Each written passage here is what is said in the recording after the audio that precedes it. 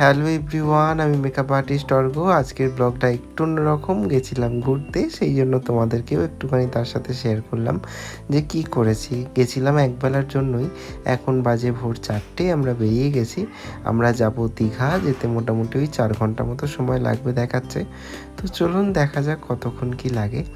আর আমরা বেরিয়েও গেছিলাম বেশ অনেকক্ষণ আগেই, 4টেই বললাম, এখন বাজে 5টা। আমরা বেশ অনেকটা রাস্তা চলে এসেছি, মানে আমরা কোলাঘাটের কাছাকাছি চলে এসেছি। তো এবার আমরা পৌঁছে যাব খুব তাড়াতাড়ি, কিন্তু কোলাঘাটে দাঁড়িয়ে একটু চা খাবো, কারণ কি সেই সকালবেলা বেরিয়েছি, সেইভাবে কারোর তো কিছু খাওয়া হয়নি। তো প্রথমে একটু চাই খাবো, এখন অন্য কিছু খাওয়ার সেইভাবে প্ল্যান নেই। তো চলো একটু আগে দাঁড়িয়ে একটা ধাবায় একটু চা খেয়ে নিই। ধাবাটা বেশ সুন্দর ছিল, আর হাই রোডের পাশে ধাবা তো ভালোই হয়। তো আমরা অল্প একটু চাই খেয়েছিলাম, আর কেউ কিছু খাইনি আপাতত। তো এবার আমরা আবার চা খেয়ে বেশ খানিকটা চলে এসেছি, এখন প্রায় 6টার মতো বাজে। আমাদের ঠিক হলো যে প্রতিবার তো দীঘা একটা জায়গা দিয়েই যাই, তো ওই জন্য এবার একটু অন্যরকম রাস্তা দিয়েই যাব, যেটা মেরিন ড্রাইভ হয়েছে, তোমরা তো সবাই জানোই। তো আমরা ইচ্ছা আছে যে মেরিন ড্রাইভের ওই দিক দিয়েই যাব। তো প্রথমে ওর জন্য মন্দারমণি পড়বে, তারপর পড়বে তাজপুর, শঙ্করপুর, তারপর দীঘা। তো আমাদের যেতে সময়টা একটু বেশি লাগবে ঠিকই, কিন্তু জায়গাটা দেখা হয়ে যাবে। আর এই রাস্তাটা এত সুন্দর করে তৈরি করেছিল, মানে করেছেন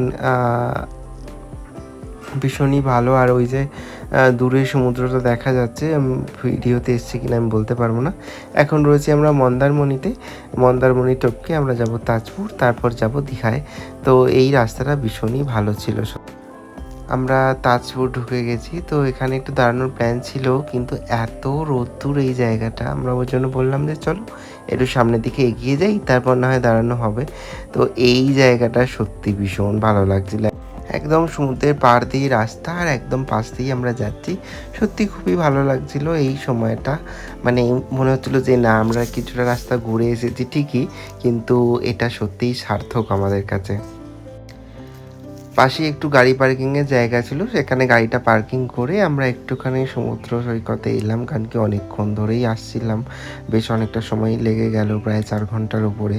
তো সবাই বসে বসে একটুখানি মানে কোমরেও লাগছিল, তো চলো একটু হেঁটে নেওয়া যাক বলেই আমরা বেরিয়েছিলাম। তো আমরা সবাই যে যার মতো ফটো তুলতে, ভিডিও করতে ব্যস্ত।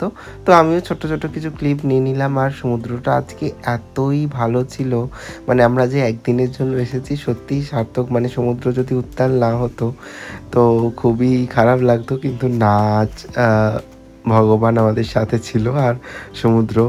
তো তারপর আমরা ওখান থেকে ঘুরে তাজপুরেই একটা ছোট্ট ধাবায় একটুখানি লুচি আর আলুর দম খেয়ে নিয়েছিলাম, সঙ্গে একটু চা। খেয়ে নেওয়ার পর আমরা ওল্ড দীঘা ঢুকে গেছি। ওল্ড দীঘা থেকে আমরা ওল্ড দীঘায় তো থাকবো না, আমরা থাকবো নিউ দীঘায়। তো নিউ দীঘায় যাচ্ছি। এই যে এটা হচ্ছে মন্দিরের গেট, যে জগন্নাথ মন্দির আগে সরকার করে গেছিলো, তার গেট। ভীষণ সুন্দর ছিল মন্দিরটা, ছিল মানে আছে, যাই হোক। তো চলো আগে নিউ দীঘা চলে যাই, মানে একটা হোটেল তো আগে খুঁজতে হবে, তো আগে হোটেলে ঢুকি, তারপর কথা হবে। হোটেলটা বেশ সুন্দর ছিল, আর বেশ বেশি আসছিলো। যেহেতু আমরা একবেলার জন্যই থাকবো, সেহেতু একটা রুমই নিয়েছিলাম, কারণ কি কতক্ষণই আর রুমে থাকবো, এক্ষুনি তো চান করতে বেরিয়ে যাব। একটুখানি খালি রেস্ট করার জন্য আর চেঞ্জেসের জন্য রুমটা নিয়েছিলাম। ভালো ভালো বেশ হোটেলটার নাম ছিল সাগর সঙ্গম।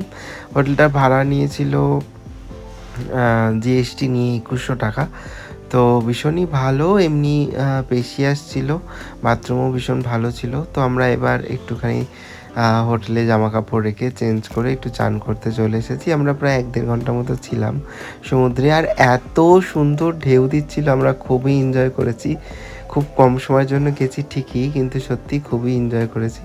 তো এবার আমরা বাড়িতে এসে চেঞ্জ করে নিয়ে এখন যাচ্ছি লাঞ্চ করতে। এবারে আর রান্না করতে দেওয়া হয়নি, তার কারণ সময়টা খুব কম ছিল।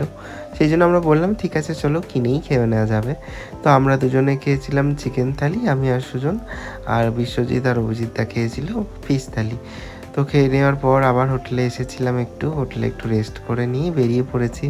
কিন্তু এত বৃষ্টি হচ্ছিল সেই সময়, যাই হোক বৃষ্টিটা এখন একটু কমেছে।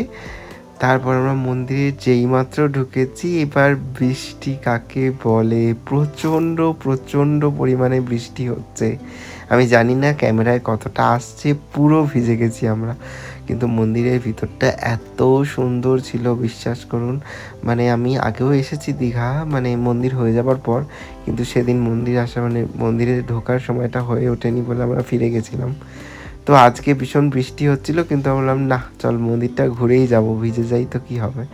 তো মন্দির দর্শন করেছি ভালোই। ভিতরে তো ভিডিওগ্রাফি অ্যালাউ নেই, তাই মন্দিরের ভিতরটা দেখাতে পারলাম না। আর বেরিয়েও পড়েছি আমরা, যেহেতু রয়েছে বৃষ্টি, রাস্তায় রয়েছে প্রচুর জ্যাম, তাই আমাদের যেতে প্রায় 4.5 ঘন্টা মতো সময় লাগবে দেখাচ্ছে। আর চলো, দীঘা ট্যুর প্রায় শেষ। এখন বাজে রাত্রির 11টা। আমরা করব লাঞ্চ, সরি ডিনার। আমরা এই একটা ধাবায় দাঁড়িয়েছিলাম, দাঁড়িয়ে একটু ডিনার করে নিয়েছিলাম। ডিনার করে নেবার পর আজকের ব্লগ আজকের শেষ, আমাদের ঘোরাও শেষ। আশা করছি যে ব্লগটা ভালো লেগেছে। যদি ভালো লাগে তাহলে অবশ্যই লাইক করো, কমেন্ট করো আর প্রচুর প্রচুর শেয়ার করো।